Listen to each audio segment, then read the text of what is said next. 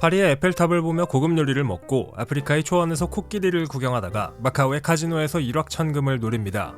바로 해외여행 이야기죠. 이제는 우리에게 너무나도 익숙한 해외여행, 기술의 발달 덕분에 많은 사람들이 쉽게 누릴 수 있는 하나의 여가수단이 되었는데요. 오늘 설명할 해외여행은 사람들이 가장 많이 이용하는 비행기를 이용한 해외여행에 대해 이야기합니다. 과연 해외여행의 숨은 역사와 사실들은 무엇이 있을까요? 비행기로 자유롭게 해외여행을 즐기기 시작한 것이 얼마 되지 않았다는 것 알고 계시나요? 최초의 여객기가 1910년대에 등장했고 한국에서 해외여행 자유화가 시작된 것이 1989년이니 전 세계로 보면 고작 100년 남짓, 한국으로 한정하면 35년 정도밖에 되지 않았습니다. 과거에는 해외여행 한번 하려면 배를 타고 오랜 기간을 배멀미와 싸우며 가야 했고 그마저도 소수에게만 허락되었죠. 지금처럼 자유롭게 외국을 여행할 수 있는 건 축복인 셈인데요. 더 재미있는 것은 비행기로 해외여행을 해본 인구의 비중이 전 세계 기준으로 고작 5%밖에 되지 않는다는 겁니다. 나머지 95%는 배고픔 그리고 병마와 싸우고 있거나 비행기가 무서워 타지 못하죠. 비행기를 한 번이라도 타봤다면 여러분은 선택받은 5%라고 할 수 있습니다. 1936년 독일의 비행선 힌덴부르크는 유럽과 미국 간 비행 동안 피아노 라운지, 식당, 흡연실, 바의 형태로 엔터테인먼트를 제공했습니다. 이 정도면 날아다니는 호텔 아닌가요? 참고로 지금은 유럽에서 미국까지 하루 안에 갈 수 있지만 당시 힌덴부르크는 속도가 그렇게 빠르지 않아 이틀하고도 반나절이 더 걸렸습니다. 해외여행에서 필수적인 것이 바로 여권입니다. 해외여행에서 여권이 없다면 여러분은 국제미아나 다름없죠. 그런데 놀랍게도 대부분의 국가의 여권 색깔이 비슷비슷하다는 것 알고 계시나요? 대부분 남색이나 진한 녹색, 검붉은색 등으로 신뢰성을 주는 공문서의 의미를 담고 있습니다. 또한 과거 공산주의 국가였던 나라들은 대부분 어두운 빨간색 여권을 지급하고 있죠. 지금은 그렇지 않지만 여객기가 등장했을 초창기 승객들은 비행기에 탑승하기 전 몸무게를 쟀습니다. 당시에는 여객기의 성능이 그렇게 좋지 않았기 때문에 비행이 안전하게 이루어지는지 확인해야 했죠. 한마디로 당시 비행기를 탔던 사람들도 목숨 걸고 탔다는 것 아닌가요? 또한 비행기로 여행이 시작된 초창기에는 긴급 상황이 아닌 일반적인 상황에서도 승객들이 산소 마스크를 끼고 있어야 했습니다. 지금은 기술의 발달로 굳이 그럴 필요는 없죠. 직항으로 비행기를 타고 여행하면 짧으면 1시간, 길면 18시간 정도 걸리는 게 해외여행입니다. 그런데 훨씬 더 짧은 여행이 있다면 비행기를 타는 시간이 고작 80초밖에 되지 않는 곳도 있습니다.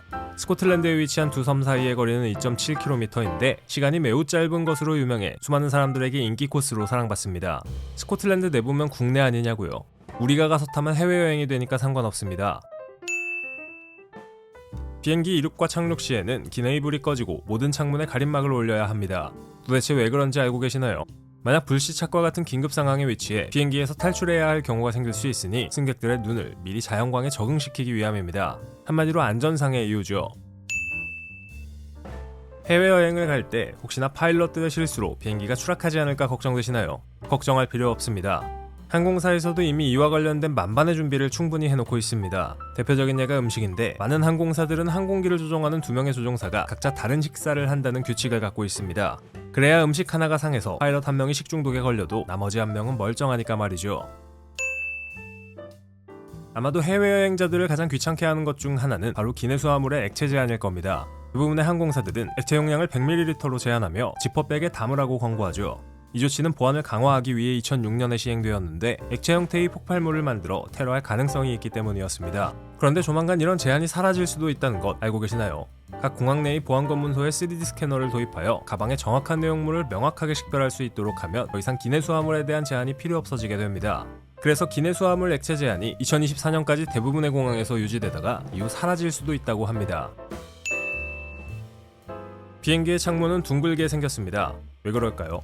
정사각형으로 만들면 압력에 의해 창문이 갈라져 비행기가 폭발할 염려가 있기 때문입니다.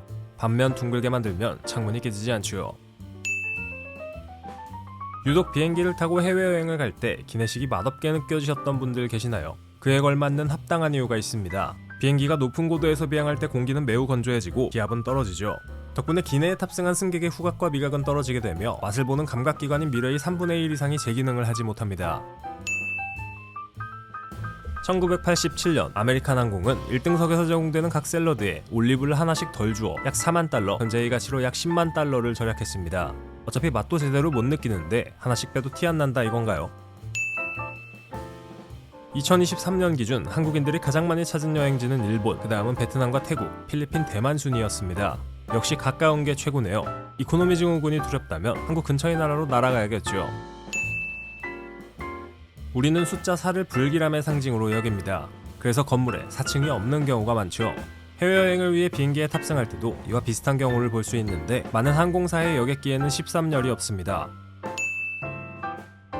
해외여행을 위해 비행기에 탑승했을 때 기내 화장실에 잿더리가 있는 걸 보셨을 겁니다. 2000년부터 기내 흡연은 엄격히 금지되어 있고 강하게 처벌받는데 도대체 왜 잿더리가 있을까요? 왜냐하면 혹시라도 누군가 니코틴 충전 욕구를 참지 못하고 담배를 피우는 경우 항공기에 심각한 손상을 입히지 않도록 담배를 잿더리에 버리게 하기 위해서입니다. 아무데나 꽁초를 막 버렸다가 불나면 도망갈 곳도 없으니까 말이죠. 역사상 가장 비싼 항공권은 에티하드 항공이 아부다비에서 경유하는 뭄바이 뉴욕 노선이었는데 가격이 32,000달러, 하나로 약 3,400만원 정도 했습니다.